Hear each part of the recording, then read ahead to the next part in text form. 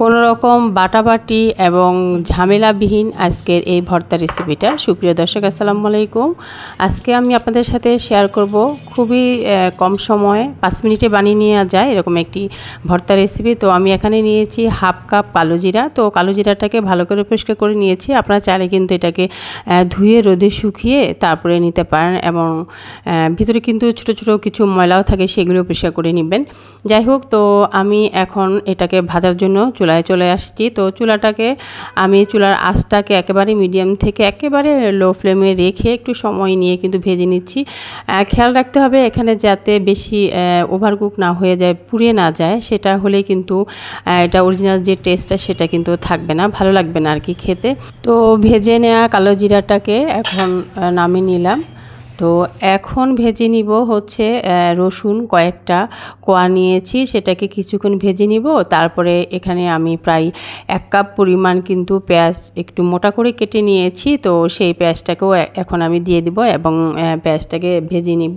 তো এখানে আপনারা চাইলে কিন্তু কাঁচা রসুন এবং কাঁচা পেঁয়াজটাকে দিতে পারেন, সেক্ষেত্রে কিন্তু বেশি দিন কিন্তু এই ভর্তাটা ভালো থাকবে না। হ্যাঁ, তো বেশি দিন যাতে আপনি রেখে খেতে পারেন সেই জন্য কিন্তু এখানে একটু ফ্রাই করে নিতে হবে, ভেজে নিতে হবে।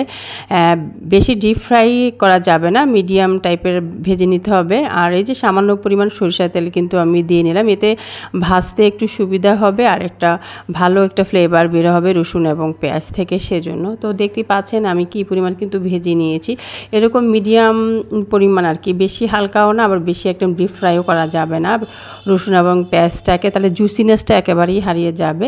তো ভাজা আমার কমপ্লিট। এখন কিন্তু আমি একপাশে নামিয়ে রেখে এখন আমি ভেজে নিব হচ্ছে শুকনা মরিচ। তো কিছু পরিমাণ শুকনা মরিচ আমি নিয়ে এখন এই মরিচগুলোকে ভেজে নিচ্ছি। এখানে আর কোনো তেল ব্যবহার করব না, অলরেডি কিন্তু ফ্রাই প্যানে কিছুটা তেল গায়ে লাগা ছিল, সেটা দিয়েই কিন্তু আমি ভেজে নিচ্ছি। প্রিয় দর্শক, আজকের ভর্তা রেসিপিটা ভালো লাগলে অবশ্যই ভিডিওতে লাইক দিয়ে ভিডিওটা দেখে নেবেন, আর নতুন হয়ে থাকলে আমার চ্যানেলকে সাবস্ক্রাইব করে সাথেই থাকবেন। তো মরিচগুলোও ভাজা কমপ্লিট। এখানে আমি যেই কটা মরিচ ব্যবহার করব সেই কটা মরিচ নিয়ে নিলাম মরিচগুলো থেকে। আর এই যে রসুনটাকে একটু আলাদা করে নিয়েছি পেঁয়াজ থেকে। তো পেঁয়াজ রসুন এক বাটিতে রাখলাম, আর মরিচ আমি অন্য একটা পাত্রে নিয়ে নিলাম। একটা ব্লেন্ডার জার নিয়েছি, এখানে আমি দিয়ে দিলাম কালো জিরাটাকে। তো কালো জিরাটাকে প্রথমে শুকনো কিন্তু ব্লেন্ড করে নিতে হবে, এখানে কোনো প্রকার পানি দেওয়া যাবে না। তো কালো জিরাটাকে এভাবে শুকনো ব্লেন্ড করে নিয়ে এখন আমি নামিয়ে নিব। তো দেখিয়ে দিচ্ছি আমি কীরকম গুঁড়া হয়েছে। যারা আস্ত পছন্দ করেন একটু আধো টাইপের ভাঙা হাফ গুঁড়া, তারা ওটা করে নেবেন, কিন্তু আমি বেশি একটা মিহি করে নিয়েছি। আর এই যে বেশি মিহি করার জন্য একটু পাওয়ারফুল কিন্তু আপনার গ্রাইন্ডারের প্রয়োজন, তো সেটা হলে খুব ভালোভাবে মিহি হয়ে যায়। তো আমি মিহি করেই নিয়েছি, এই যে যেমনটা দেখতে পাচ্ছেন। এখন কিন্তু আমি নামিয়ে নিচ্ছি।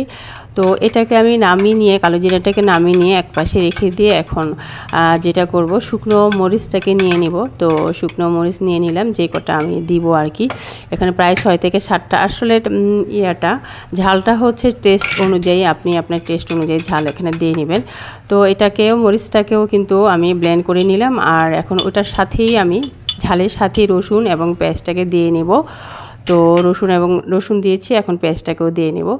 তো দিয়ে আমি এই রসুন পেঁয়াজ মরিচের সাথে একসাথে কিন্তু ব্লেন্ড করে নিলাম। তো তো দেখতে পেলেন। এখন এই রসুন পেঁয়াজ ব্লেন্ডার করার সাথে এটার সাথেই কিন্তু ব্লেন্ডার করা কালো জিরাটাকে এখন দিয়ে দিচ্ছি। তো কালো জিরা গুঁড়াটাকে আর কি, যেহেতু এখন গুঁড়া করে ফেলেছি এটাকে গুঁড়াই বলতে হবে।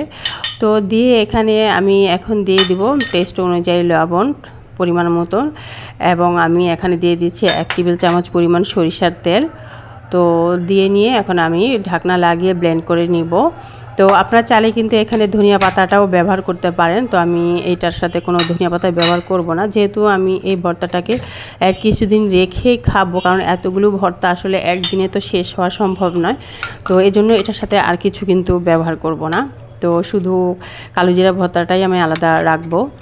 তো আপনারা চাইলে কিন্তু ব্লেন্ড করে পরবর্তীতে খাওয়ার সময় টেস্ট অনুযায়ী ধনিয়া পাতা দিয়ে মাখিয়েও নিতে পারেন, যেমনটা আমি কিন্তু করে থাকি। তো আর এই ভর্তাটা শুধু এভাবেই করব। তো অলরেডি কিন্তু আমার ব্লেন্ড করা কমপ্লিট। আমি এখন একটু গোল করে নিয়ে সার্ভিসিং ডিশে সার্ভ করে নিলাম। আর এই যে কালো জিরা গুঁড়া দেখতে পাচ্ছেন, এখানে আমি কিছু পরিমাণ গুঁড়া করে কালো জিরা এটাকে ডিপ ফ্রিজে রেখে দিব। যখন মনে হবে যে হ্যাঁ আমি কালো জিরা ভর্তা খাবো, তখন কিন্তু বানিয়ে নিব। খুবই সহজে ঝটপট কিন্তু অল্প সময় তখন বানিয়ে নেওয়া যায়। তো আপনারা চাইলে কিন্তু এইভাবে গুঁড়া করে ডিপ ফ্রিজে রেখে দিতে পারেন।